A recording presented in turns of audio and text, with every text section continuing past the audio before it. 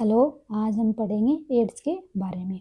Ads जो disease है, जो रोग है, वो किसके द्वारा होता है और क्यों होता है, ये देखेंगे इसके अंदर। तो सबसे पहले अपन देख लेते हैं एड्स की फुल फॉर्म कि एड्स की फुल फॉर्म क्या होती है। तो ए मीन्स आ जाएगा एक्वायर्ड, आई मीन्स आएगा immuno, D means deficiency, S मतलब सिंड्रोम। इसको हिंदी में बोलते हैं एक्वायर्ड को उपार्जित, इम्यूनो को प्रतिरक्षा, डेफिशिएंसी को न्यूनता, सिंड्रोम मतलब संलक्षण।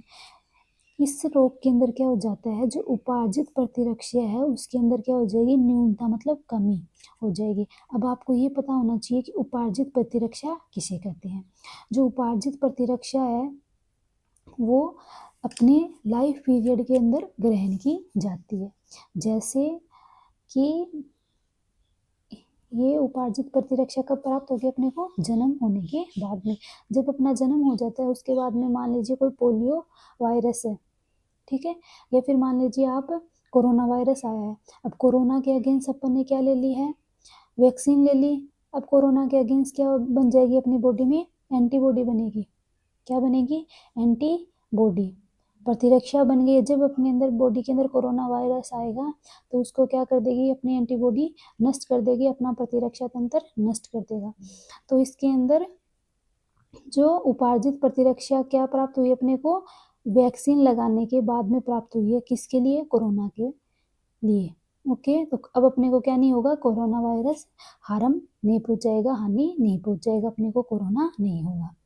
इसी प्रकार किसी भी रोग है, कोई भी रोग हो रहा है और उसके प्रति अगर बॉडी में एंटीबॉडी बन जाती है, उसे ही क्या बोलते हैं, उपार्जित प्रतिरक्षा। जो प्रतिरक्षा बनती है किसी भी वायरस या बैक्टीरियल डिजीज के अगेंस्ट, उसे क्या बोलते हैं, उपार्जित प्रतिरक्षा। इसको उपार्जित प्रतिरक्षा को अपन ने जन्म के बाद में ग्रहण किया है।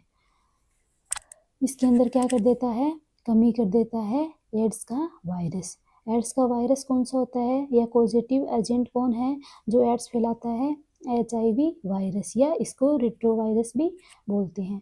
अब अपन HIV वायरस की फुल फॉर्म देखें तो H मतलब ह्यूमन, I मतलब इम्यून डेफिशिएंसी वायरस। ये जो ह्यूमन इम्यून डेफिशिएंसी वायरस, ये क्या कर देगा, मनुष्य की इम्यून मतलब प्रतिरक्षा तंत्र में कमी कर देगा, जिससे रोगी बीमार हो जाएगा। प्रथम केस कब मिला एड्स का, 1981 में। कहाँ प्राप्त हुआ था ये, अमेरिका में प्राप्त हुआ था फर्स्ट केस ऑफ एड्स। अब नेक्स्ट अपन देखेंगे स्ट्रक्चर ऑफ HIV। जो HIV जो वायरस है जो एड्स फैला रहा है, उसकी संरचना को अपन देखेंगे कि कौन कौन सी संरचना पाई जा रही है उस वायरस में। ये किसका डायग्राम है, HIV वायरस का डायग्राम है। इसमें सबसे बाहरी जो संरचना बनाई गई इसको बोलते हैं ग्लाइकोप्रोटीन, और उसके बाद में ये वाली जो संरचना है इसको क्या बोलेंगे, लिपिड मेम्ब्रेन। और ये क्या है, दोनों लेयर प्रोटीन कोट है। और नेक्स्ट इसके अंदर 2 सिंगल स्ट्रैंड RNA प्रेजेंट है। कितने RNA प्रेजेंट है, एक ही वाला RNA ये और दूसरा RNA ये। तो कितने स्ट्रैंड हो, कितने RNA हो गए, 2, और कैसे हैं, सिंगल स्ट्रैंड है। अब नेक्स्ट है, देखिए इस RNA के ऊपर यहाँ पे कुछ दिखाई दे रहा है आपको, इसको बोलते हैं रिवर्स ट्रांसक्रिप्टेज एंजाइम। क्या बोलेंगे इसको, रिवर्स ट्रांसक्रिप्टेज एंजाइम। ये रिवर्स ट्रांसक्रिप्टेज एंजाइम जब RNA रेप्लिकेशन करेगा उस टाइम पे उसके रेप्लिकेशन में हेल्प करेगा। और ये जो वायरस है इसका व्यास कितना है, डायमीटर कितना है इसका, 90 से 120 नैनोमीटर हो सकता है। ये अपन ने देख ली HIV वायरस की संरचना। अब ये जो HIV वायरस में जो ग्लाइकोप्रोटीन है ना, ये क्या काम करती है, ये इस वायरस को ग्राही या पोषक कोशिका से जोड़ने का कार्य करती है। जैसे ही HIV वायरस अपनी बॉडी में जाएगा तो अपनी सेल्स को क्या करता है, नुकसान पहुंचाता है। तो उन सेल्स से जुड़ने के लिए ये अपनी कोशिका, मान लीजिए सेल हो गई, इस सेल के अंदर क्या प्रेजेंट होते हैं, रिसेप्टर प्रेजेंट होते हैं अपनी बॉडी में हर सेल के ऊपर। उसके ऊपर ये HIV वायरस किसके द्वारा जुड़ेगा, इस ग्लाइकोप्रोटीन के द्वारा ही जुड़ेगा। नेक्स्ट अपन देखते हैं, अब इसकी संरचना ही देखते हैं कि बाह्य आवरण तो किसका बना हुआ है, इसका लिपिड का और ग्लाइकोप्रोटीन का। आंतरिक आवरण किसका बना हुआ है, प्रोटीन का बना होता है। लिपिड आप सभी को पता है किसे बोलते हैं, और ग्लाइकोप्रोटीन भी पता है। नेक्स्ट अपन देखते हैं मध्य में 2 सिंगल स्ट्रैंड आरएनए अणु उपस्थित होते हैं। मध्य के अंदर क्या बताया मैंने, 2 सिंगल स्ट्रैंड आरएनए बताए और आरएनए पर रिवर्स ट्रांसक्रिप्टेज एंजाइम उपस्थित होता है। ये रिवर्स ट्रांसक्रिप्टेज एंजाइम काम क्या करेगा, ये करेगा अनुलेखन में या फिर ट्रांसक्रिप्शन में हेल्प करता है। नेक्स्ट है यह HIV रेट्रोविरिडी कुल का सदस्य। ये HIV वायरस है वो कौन से कुल का सदस्य है, रेट्रोविरिडी कुल का सदस्य है। इसका सब ग्रुप है लेंटी वायरस है। अब लेंटस का अर्थ क्या होता है, स्लो, अर्थात यह धीमी गति से प्रभाव उत्पन्न करता है। ये जो वायरस है ये कितनी धीमी गति से क्या करता है, प्रभाव उत्पन्न करता है। कहने का मतलब है रोग के जो लक्षण होते हैं वो बहुत टाइम बाद में दिखाई देते हैं।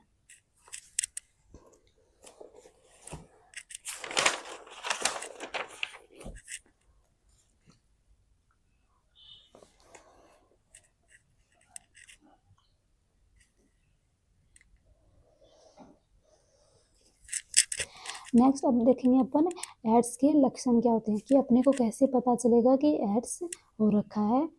ओके, तो इसके लिए बार बार बुखार व दस्त लगना, रोगी को क्या होगा, बार बार में बुखार आएगी और उसको दस्त लगेंगे, उसका वजन कम हो जाएगा, उसके मसल्स में पेन होगा, मसल्स मतलब मांसपेशियों में क्या होगा, दर्द होना स्टार्ट हो जाएगा, और रात्रि के समय क्या आएगा, उसको पसीना आएगा, लसिका ग्रंथियों का बढ़ना, मतलब उस रोगी के अंदर लसिका ग्रंथियों की संख्या बढ़ जाएगी। रोगी में प्रतिरक्षा का कम होना, अब देखिए रोगी के अंदर क्या हो जाएगा, प्रतिरक्षा का कम हो जाएगा। ओके, क्यों होगी, क्योंकि ये जो एड्स का जो वायरस है, HIV वायरस, ये प्रतिरक्षा जो सेल्स होती है प्रतिरक्षा के अंदर, उन्हीं सेल्स को क्या करता है, ये नुकसान पहुंचाता है, उन्हीं की संख्या को कम कर दे। अगर प्रतिरक्षा सेल्स का काम क्या होता है कि वायरस से लड़ने का कार्य है, अब वायरस से लड़ने का कार्य तो ये करती है, बट ये वायरस इन्हीं को ही क्या करेगा, नुकसान पहुंचाएगा, इन्हीं के कोई क्या कर देगा, कम कर देगा। तो ये फिर अपनी बॉडी में क्या कम हो जाएगी, इम्यूनिटी अपने आप ही कम हो जाएगी, प्रतिरक्षा अपने आप ही कम हो जाएगी। नेक्स्ट अपन देखेंगे एड्स का प्रसारण। एड्स का प्रसारण कैसे होता है, एड्स का प्रसारण कैसे होता है, मतलब ये एड्स एक व्यक्ति से दूसरे व्यक्ति में कैसे फैलता है, ये देखेंगे अपन इसके अंदर। तो इसके अंदर कैसे फैलता है, संक्रमित व्यक्ति के यौन संपर्क से। अगर किसी व्यक्ति को एड्स हो रखा है, उसके साथ में यौन संबंध बनाने से, फिजिकल रिलेशन शो करने पर क्या हो जाता है, उस व्यक्ति में भी एड्स हो सकता है। नेक्स्ट अपन देखेंगे intravenous use of drugs by injection, अंतःक्षेपण द्वारा मादक पदार्थों का उपयोग करने वालों में, मतलब जो लोग ड्रग्स वगैरह लेते हैं और वो खुद इंजेक्शन के द्वारा ही उनको अपनी बॉडी में ड्रग्स को लेते हैं, उनके अंदर भी एड्स हो सकता है। नेक्स्ट होता है ये ब्लड के द्वारा भी, अपन किसी दूसरे व्यक्ति का ब्लड ले लें जिसके अंदर एड्स था तो अपनी बॉडी में भी आ सकता है। प्लाज्मा प्लेटलेट्स के ट्रांसफ्यूजन कराने वालों में, जिन व्यक्तियों के अंदर अपन ब्लड ट्रांसफ़र करवा दें, ब्लड ले लें या किसी दूसरे व्यक्ति का प्लाज्मा, ब्लड के अंदर ही प्लाज्मा उपस्थित होता है वो ले लेते हैं, अगर प्लेटलेट्स ले लें तो उसके क्या हो सकता है, अपने को भी एड्स हो सकता है, अगर जिस व्यक्ति से अपन ने रक्त प्लाज्मा प्लेटलेट्स लिए है उसके अंदर यदि एड्स था। फिर नेक्स्ट देखेंगे संक्रमित माँ द्वारा प्लेसेंटा द्वारा एम्ब्रियो, अगर कोई लेडी है उसको क्या हो रखा है, एड्स हो रखा है, तो उस ये एड्स रोग है तो उसके बच्चे में भी ये डिजीज जा सकती है। उसका रीजन यही है क्योंकि वो प्लेसेंटा के द्वारा चला जाएगा ये वायरस बच्चे में। नेक्स्ट है रोगाणु युक्त अनिर्जिमित सुई एवं सिरिंज का उपयोग करने पर। रोगाणु युक्त कहने का मतलब है ये जो एड्स का जो HIV वायरस है, अगर वो किसी व्यक्ति के अंदर है तो उसको अगर आप डॉक्टर इंजेक्शन लगाता है और वही इंजेक्शन दूसरे व्यक्ति को लगा दे तो भी उस दूसरे व्यक्ति में एड्स जा सकता है।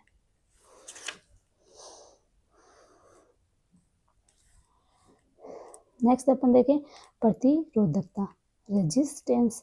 तो ये जो प्रतिरोधकता का मतलब यहाँ पे ये है कि ये जो वायरस है कितने डिग्री पर टेम्परेचर पर नष्ट होता है और कितने डिग्री पर नष्ट नहीं हो पाता है, कितनी इसकी प्रतिरोधकता, ये देखेंगे। यह ताप अस्थिर वायरस है, यह 50 डिग्री सेंटीग्रेड पर 30 मिनट में, कितने डिग्री पर, 50 डिग्री सेंटीग्रेड पर 30 मिनट में तथा 100 डिग्री सेंटीग्रेड पर 1 सेकेंड में निष्क्रिय हो जाता है। अगर 50 डिग्री सेंटीग्रेड ताप पर इस वायरस को रखेंगे तो 30 मिनट में नष्ट होगा तथा 100 डिग्री सेंटीग्रेड पर रखेंगे तो 1 सेकेंड में ही क्या हो जाएगा, निष्क्रिय हो जाएगा। सामान्य ताप पर 1 सप्ताह तक जीवित रह सकते हैं। नॉर्मल टेम्परेचर जो होता है उसके अंदर ये वायरस कितने टाइम तक रह सकता है, 1 सप्ताह तक रह सकता है, 1 वीक तक जीवित रह सकता है। ये इसकी होगी प्रतिरोधकता।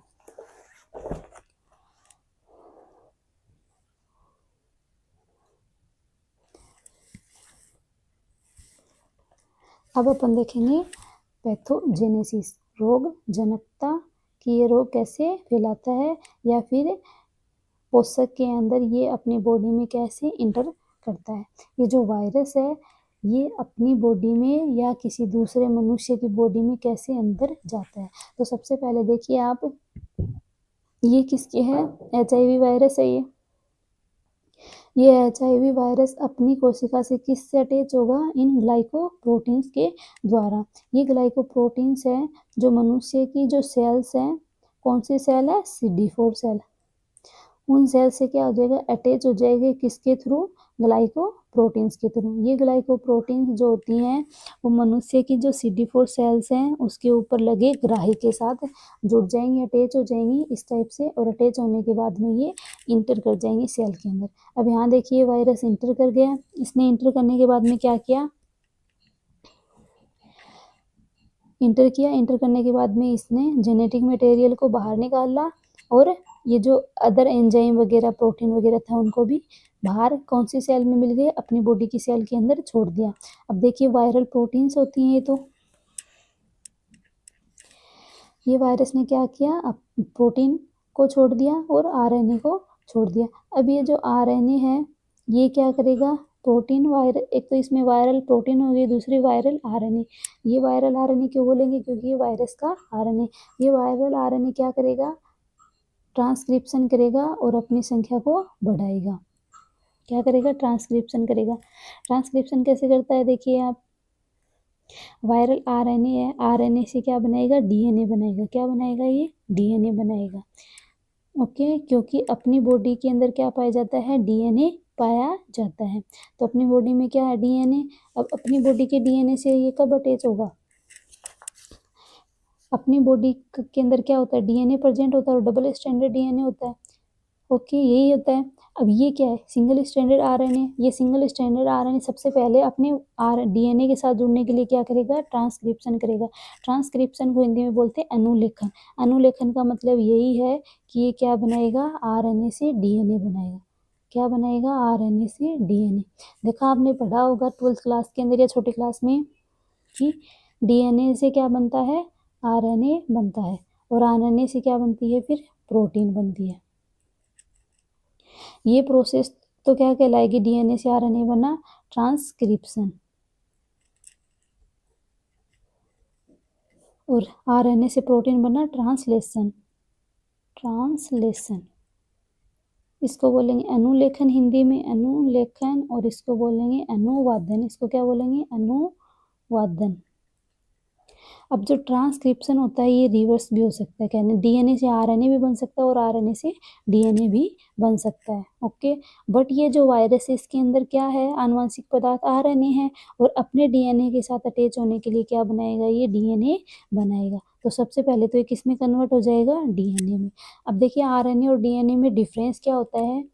जो RNA होता है उसके अंदर तो थाइमिन की जगह क्या होता है, यूरेसिल होता है, नाइट्रोजनी क्षार। ओके, और जो DNA होता है उसमें क्या होता है, यूरेसिल की जगह थाइमिन होता है। इतना ही फर्क है। ए के साथ कौन जुड़ता है, DNA में तो T जुड़ता है डबल बॉन्ड के साथ, और RNA में क्या होता है, ए के साथ क्या जुड़ेगा, U जुड़ेगा डबल बॉन्ड के साथ, यूरेसिल। इतना ही चेंजमेंट होता है।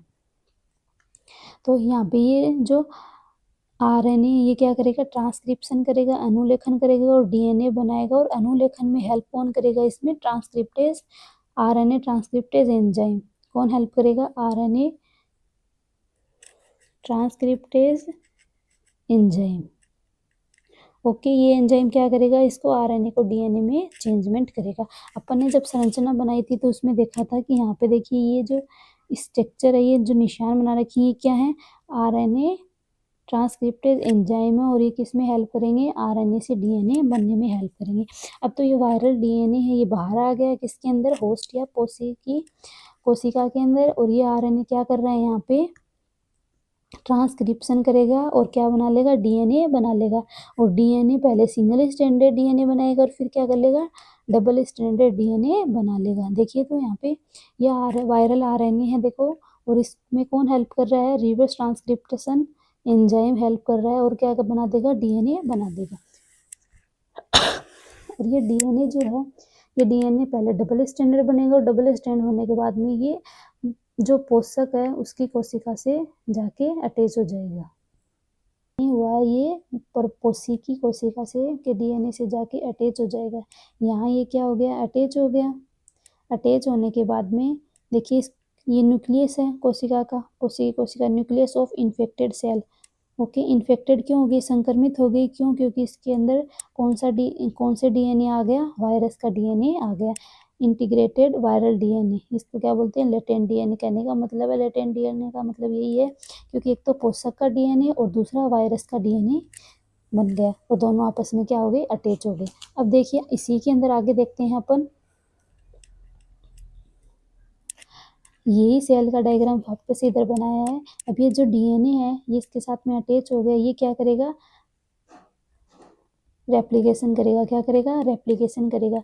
तो डीएनए से डीएनए बनाता जाएगा।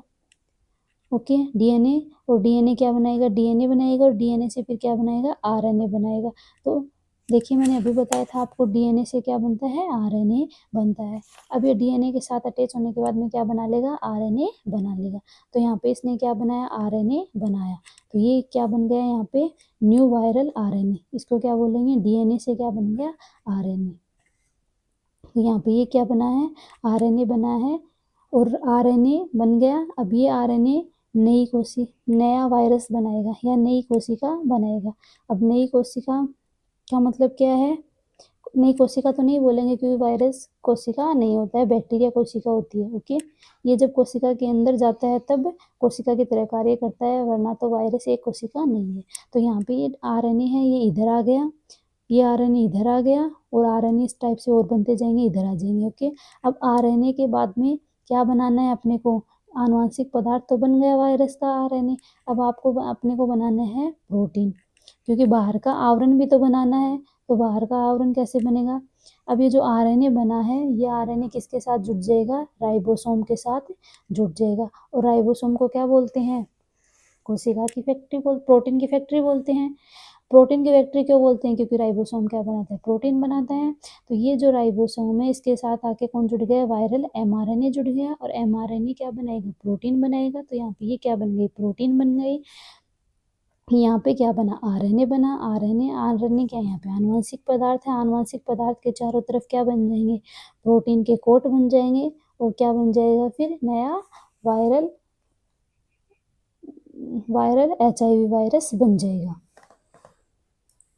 तो यहाँ पे देखिए अपन ने क्या बना दिया, new virus spread to other cell, नया वायरस बना दिया। ये नया वायरस अब क्या करेगा, दूसरी कोशिका में, शरीर की दूसरी कोशिका में जाएगा, वहाँ पे भी यही प्रोसेस करेगा, फिर तीसरी कोशिका में जाएगा। इस प्रकार से मनुष्य के अंदर एचआईवी वायरस फैलता जाएगा, और मनुष्य के प्रतिरक्षा तंत्र को कमजोर करता जाएगा, और एक टाइम ऐसा आएगा कि वहाँ पे उस व्यक्ति की डेथ हो जाएगी। अब देखिए यहाँ पे CD4 cell activated by foreign antigen. यहाँ पे ये जो सेल है, जब इसके डीएनए के साथ वायरल जो डीएनए है वो आके अटैच हो जाता है, तो फिर ये किसके कंट्रोल में हो जाती है, वायरस के कंट्रोल में हो जाती है, और वायरस की ही कॉपी करेगी। ओके, कहने का मतलब है वायरस के डीएनए का रेप्लिकेशन करेगी, और डीएनए से क्या बनाएगा, आरएनए बनाएगा, और आरएनए से ये नए वायरस बनाता चला जाएगा। ये इसका फिगर हो गया, पोषक की कोशिका में वायरस का प्रवेश, कि किस प्रकार से पोषक की कोशिका में वायरस प्रवेश करता है और प्रजनन करता है, कि अपनी संख्या को कैसे बढ़ाता है। यहाँ तक अपन ने देख लिया। अब इसकी अपन थ्योरी देख लेते हैं। सबसे पहले क्या होता है, देखो वायरस जब कोशिका में प्रवेश करता है तो रिवर्स ट्रांसक्रिप्शन एंजाइम वायरस के आरएनए का अनुलेखन करता है। जब वायरस कोशिका में प्रवेश किया तो रिवर्स ट्रांसक्रिप्टेज एंजाइम क्या करेगा, वायरस के आरएनए का अनुलेखन करेगा। अनुलेखन को बोलते हैं ट्रांसक्रिप्शन। आरएनए का क्या बनाएगा, डीएनए बनाएगा, जिससे सिंगल स्ट्रैंडेड डीएनए बनता है। इसके बाद डबल स्ट्रैंडेड डीएनए बनता है। पहले सिंगल स्ट्रैंड डीएनए बनेगा, और उसके बाद में सिंगल स्ट्रैंड से डबल डीएनए स्ट्रैंड बन जाएगा। फिर नेक्स्ट देखेंगे अपन, यह double stranded DNA host cell के डीएनए के साथ जुड़ जाएगी। अब अपनी कोशिका जो मनुष्य की जो कोशिका होती है उसके अंदर डबल स्ट्रैंडेड डीएनए पाया जाता है, और ये भी वायरस का जो डीएनए वो भी कैसा हो गया, डबल स्ट्रैंड हो गया। अब ये क्या करेगा, मनुष्य के डीएनए के साथ में जुड़ जाएगा।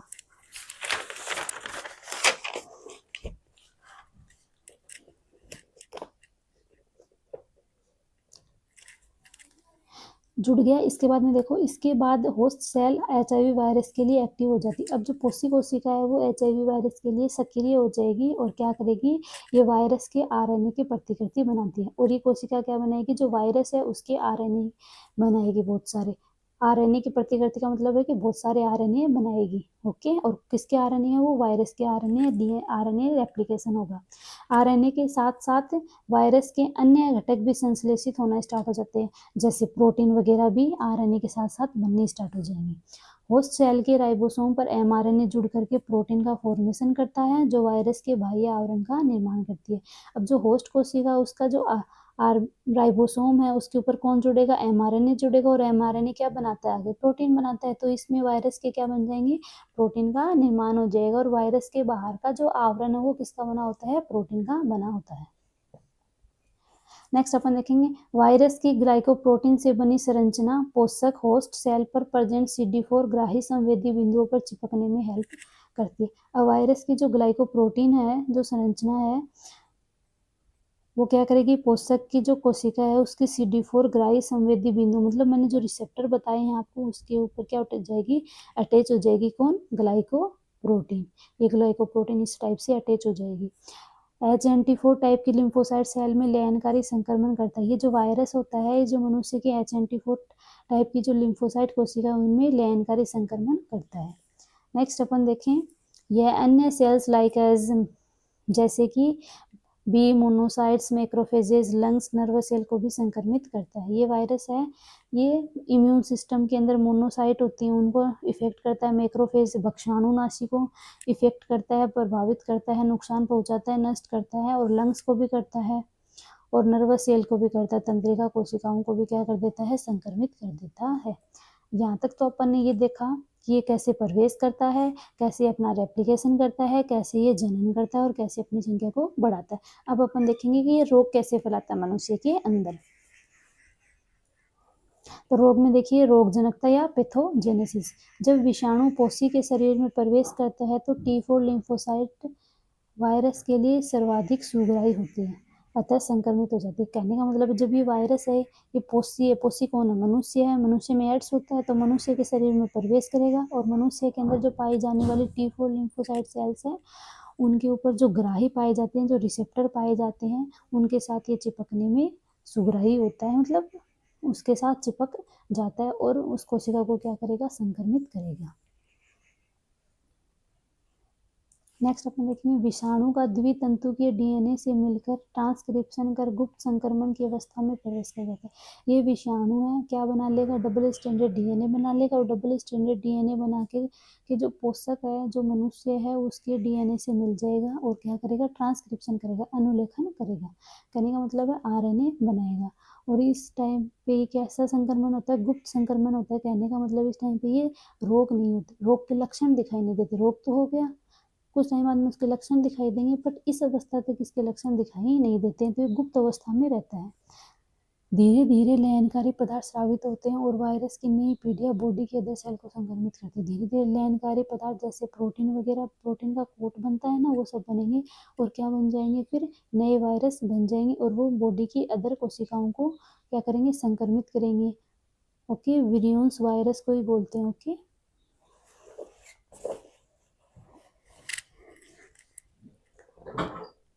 नेक्स्ट है, उस्मायन अवधि लंबी होने के कारण इसके लक्षण एक साथ तुरंत प्रकट नहीं होते हैं। उस्मायन अवधि कहने का मतलब है इंक्यूबेशन पीरियड। इंक्यूबेशन पीरियड क्या होता है, जब रोगी के अंदर जो वायरस या बैक्टीरिया एंटर करता है और उसके बाद में जब उसके लक्षण दिखाई देते हैं ना, उसे क्या बोलते हैं, उस्मायन अवधि बोलते हैं। और उस्मायन अवधि क्या होती है, इसकी लंबी होती है, क्योंकि वायरस तो एंटर कर जाता है बट इसके लक्षण बहुत टाइम बाद में दिखाई देते हैं। ओके, इसीलिए इसकी उस्मायन अवधि या इंक्यूबेशन पीरियड को लंबा बताया है। उस्मायन अवधि लंबी होने के कारण इसके लक्षण एक साथ या तुरंत प्रकट नहीं होते हैं। धीरे धीरे T4 सेल्स की संख्या नष्ट होने के कारण कम होने लगती है। धीरे धीरे क्या हो जाएंगी, T4 सेल्स जो होती है, लिम्फोसाइट जो होती है, उनकी संख्या क्या हो जाएगी, नष्ट हो जाएंगी। और उनकी संख्या नष्ट हो जाएगी तो क्या हो जाएंगी, कम होने लग जाएंगी। इस प्रकार कोशिका मध्यवर्ती प्रतिरक्षा में कमी होने लगती है। इस प्रकार से जो कोशिका मध्यवर्ती प्रतिरक्षा होती है उसकी संख्या में भी क्या हो जाएगी, कमी हो जाएगी। नेक्स्ट है तरल प्रकार की रोधक क्षमता में भी कमी होने लगती है। इससे अन्य रोगी को हो जाते हैं। जैसे ब्लड के अंदर भी बहुत सारी सेल्स पाई जाती हैं जो क्या करती हैं, बैक्टीरिया से या वायरस से लड़ने का कार्य करती हैं। उनकी संख्या कम हो जाएगी तो रोगी को और रोग हो जाएंगे। मतलब एड्स तो हो ही चुका है, उसके अलावा और भी रोग हो जाएंगे, जैसे उसको कैंसर हो जाएगा, मतलब बहुत सारी डिजीज हो सकती हैं। बॉडी में IgG एंड IgA इम्यूनोग्लोबिन की मात्रा बढ़ जाती है। जब एड्स होता है तब जो IgG और IgA इम्यूनोग्लोबिन जो होती हैं एंटीबॉडी, उनकी संख्या क्या हो जाएगी, बढ़ जाएगी।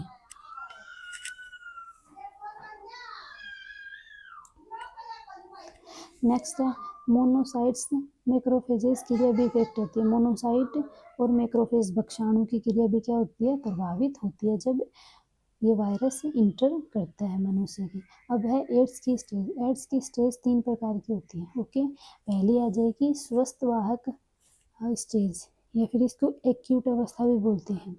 यह एड्स की फर्स्ट एंड सामान्य अवस्था है। इसमें रोगी की बॉडी पर रोग के लक्षण दिखाई नहीं देते। इस टाइम पे क्या नहीं होता, रोगी के अंदर एड्स तो का वायरस तो वो तो इंटर कर जाता है बट उसके लक्षण दिखाई नहीं देते। क्यों नहीं दिखाई देते, क्योंकि अपन ने पहले पढ़ चुके हैं कि इसका इंक्यूबेशन पीरियड जो होता है वो लंबा होता है। दिखाई नहीं देती, ओनली बुखार आता है। ओनली रोगी को क्या होता रहता है, बुखार आता रहता है, लेकिन ये व्यक्ति अन्य को संक्रमित कर सकता है। इसको खुद को तो लक्षण दिखाई नहीं दे रहे क्योंकि इसके अंदर ओनली बुखार है, बट ये अगर ये यौन संपर्क या किसी को ब्लड वगैरह देगा तो उस व्यक्ति में एड्स चला जाएगा और वो भी क्या हो जाएगा, एड्स से ग्रसित हो जाएगा। एड्स के लक्षण दिखाई देने में 5 से 7 वर्ष का समय लग सकता है। ओके, कितना टाइम लग सकता है, 5 से 7 वर्ष का टाइम लग सकता है। नेक्स्ट दूसरी स्टेज है प्रोड्रोमल प्रावस्था। इस अवस्था में एड्स के लक्षण जैसे ज्वर, मतलब बुखार, वजन में कमी, वेट कम हो जाएगा, लसिका ग्रंथियों की संख्या कम हो जाएगी।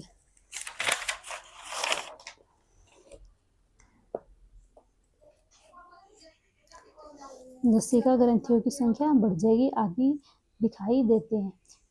ओके, नेक्स्ट है फिर यहाँ पे ये स्टेज 1 से 30 माह या 5 वर्ष तक रह सकती है। जो सेकंड स्टेज है वो कितने दिन तक रह सकती है, 5 वर्ष तक रह सकती है। एड्स की क्रोनिक अवस्था है। सेकंड अवस्था को क्या बोलते हैं, एड्स की क्रोनिक अवस्था बोलते हैं। अंतिम अवस्था कौन सी है, यह एड्स की पूर्ण विकसित अवस्था है। रोगी की मृत्यु रोग के अनियंत्रण के कारण होती है। अगर रोगी का इलाज नहीं किया जाए तो उसकी क्या हो जाएगी, मृत्यु हो जाएगी। ऐसा प्रतिरक्षा तंत्र के निष्क्रिय होने के कारण होता है। प्रतिरक्षा तंत्र क्या हो जाएगा, निष्क्रिय, क्योंकि एड्स जो वायरस है वो प्रतिरक्षा तंत्र पर ही क्या करता है, अपना प्रभाव दर्शाता है।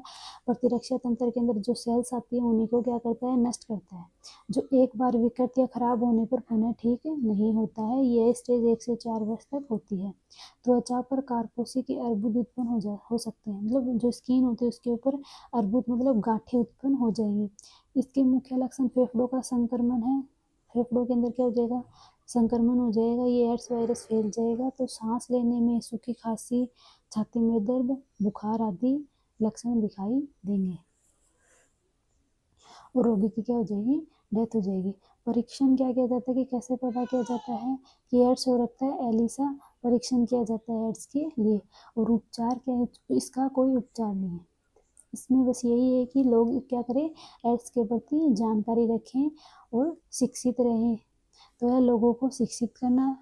अगर किसी व्यक्ति को एड्स हो गया तो उसकी डेथ कंफर्म है, वो एड्स से कभी छुटकारा नहीं पा सकता। हाँ, बट ये है कि उससे उसकी एज जो है, जो जीवन काल है उसको बढ़ा सकते हैं, वो भी उसको टाइम टाइम पर ट्रीटमेंट देने पर। लैंगिक संबंधों में सावधानी बरतना। एड्स का अभी तक कोई पूर्ण इलाज नहीं है। तो ये देखा अपन ने एड्स के बारे में कि एड्स एक बार किसी व्यक्ति को हो गया तो उसका कोई भी इलाज नहीं है। Okay, thank you.